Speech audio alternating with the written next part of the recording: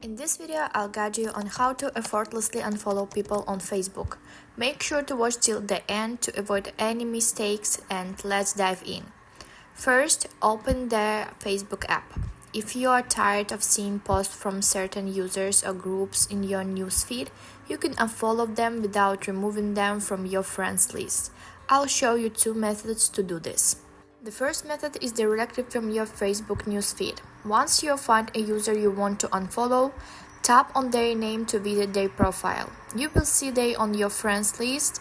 Tap on the three dots and find the following option.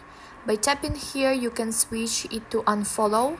This stops their post from appearing in your newsfeed while keeping them as a friend.